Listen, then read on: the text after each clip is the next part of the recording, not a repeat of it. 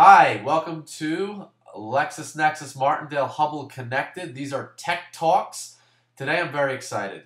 Today, ladies and gentlemen, we have none other than Jim Carey on our interview. Okay, you may be saying to me, hey Mike, Jim Carey, this guy doesn't look like Jim Carey, but this is in fact the law professor, James L. Carey. Jim, do you want to introduce yourself, say where you're from and what you do? Be happy to. I'm a associate professor at the Cooley Law School. Cooley is the largest law school in the country, and I teach business law. So I work with law students and with members of the legal community as well. I'm also quite active with the business section of our state bar and the official reporter for our Corporations Act and our Limited Liability Company Act here in Michigan. And the topic we're going to talk about today is just so compelling. And I want to preface it by saying that, for people watching this, we're going to be talking to Jim probably again, and he has promised to get himself a new camera. So just bear with us. The image is a little bit slow, but we're going to work on that because Jim's into this tech thing for the long haul. So we're going to talk to you again. But it's a compelling issue that kind of brought us together. Jim, you've written about and we've talked about social media as it applies to regulated industries, particularly the financial industries. So do you want to give us a quick introduction or a little overview of sort of your take on this and give the folks a background for our discussion? Absolutely. We're seeing a real tension, especially in the securities law areas and the financial marketplaces, with this whole new social media and new ways for people and individuals to interact with each other. And if you think about it for a moment, the primary securities laws that we have were drafted in the 1930s. And they've been updated regularly, no doubt about it. But significant changes have not occurred in the last 10 or 15 years. And a lot of these mechanisms for dealing with the problems we normally see in the financial place have never contemplated the idea that hundreds of people, if not thousands, if not hundreds of thousands of people, can literally be in contact with each other on a real-time basis talking about things. The simple truth is that none of our securities regulations have ever contemplated literally hundreds of thousands of people getting information from each other.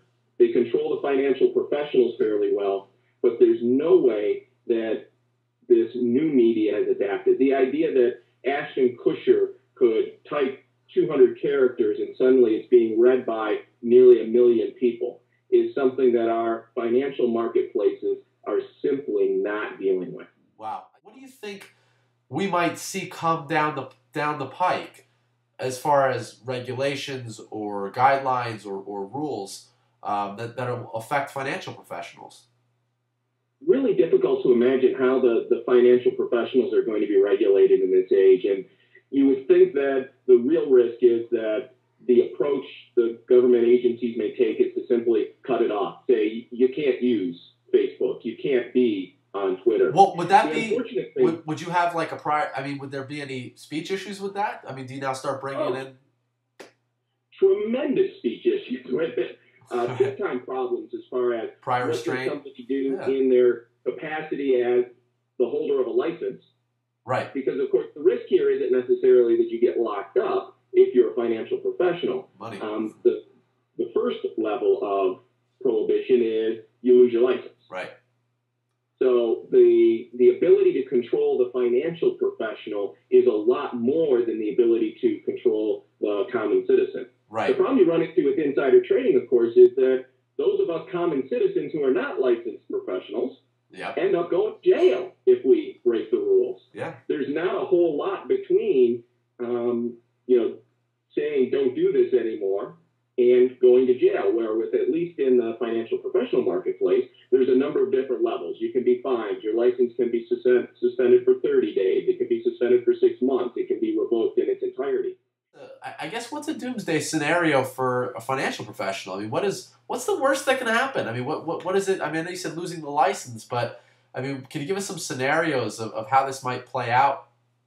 Practical application scenarios, how it might play out. Well, the doomsday scenario for the financial professional is the same as the doomsday scenario for anyone: going to jail for a good long time. Yeah.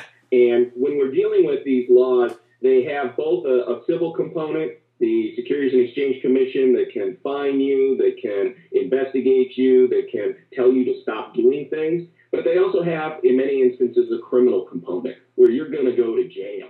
You make a great point, Mike. And the real risk might be that everybody just shuts down. Right. I mean, an old saw goes, if you let your lawyers and your accountants run your business, you're never going to do anything because we're taught to be risk adverse. And when the license is on the line, when your professional livelihood is on the line, it's a lot easier to say no than it is to say, how can we sensibly use this new avenue? We get too risk adverse, but then where's the balance? What is it? How can people discern the balance? Striking that balance is critically important. And in a lot of respects, it comes back to probably what your grandma would tell you. Don't lie, don't cheat, don't steal. If you're trying to use the avenue to gain an unfair advantage, if you're trying to use the social media in order to get something for nothing, you probably need to rethink it because at some point, the regulator is going to catch up. Okay, so something for nothing, I get that. That's fair, right?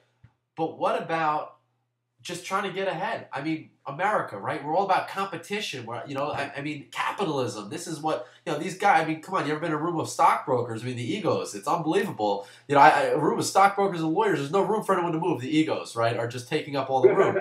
So, Mike, I know exactly what you're saying. I was a stockbroker before I went to law school. Oh, wow. So you're a double threat. So part of what makes the financial marketplace work, part of what makes the investment community work is the idea to be able to communicate effectively and efficiently, to be able to build relationships that are going to be valuable on both sides. True. And the social medias absolutely help that. And we are in an age right now where it's tough to see where the lines are. And the idea is that if you are using these avenues, you just want to be not as cautious as your lawyer and your accountant probably want you to be. Right. But you need to be thinking in terms of, how might this look from the outside? True. How would a regulator, when talking with a judge, present this in its worst possible light? Right. And then try to protect yourself accordingly. Make sure that what you're doing is building a relationship and not simply trying to cash in on a 2-cent move. Right, an unfair advantage. What about buying groups on social media, right? So a group on Facebook, everybody buy this stock this week. I mean, is there anything out there that could potentially cause a legal liability for me or a problem, or is that would that be a smart business? There are certainly minds out there waiting to explode. And part of the function is simply a question of scale. Historically, there have been investment clubs where, 10 people who all live in the same neighborhood get together once a month and they pool their money and they buy some stuff. Now, from a purely theoretical, absolutist standpoint, there are some problems with these clubs, but the regulators have never tried to really clamp down on them because they're relatively harmless and people know what they're doing and they understand, and there's been very little room for abuse. Right. And even if there was room for abuse, the numbers involved, you could count them on a hand or two. But you make a great point. What happens when instead of 10 guys who all live in the same neighborhood, it's now 30,000 people who reside in all 50 states? That's a regulator's nightmare. Wow, and it's jurisdictional. Lots of opportunity for abuse. Different organizations are buying large tracts of stock. Is the idea of selling ahead of the trade or buying ahead of the trade. So you know that the pension fund that you work for is going to purchase 100,000 shares of Microsoft. Right. You put your order in 2 hours earlier. When that big buy comes down, the price ticks up. You then sell at a handy profit. You're telling me a Facebook page with 100,000 friends isn't going to bring that sort of risk right front and center for the regulators? Right. It absolutely is.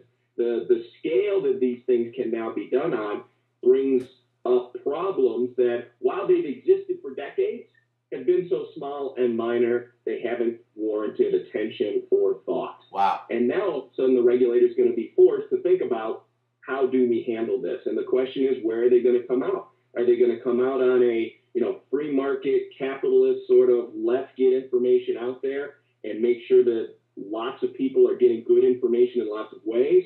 Or are they going to say, you can't do it?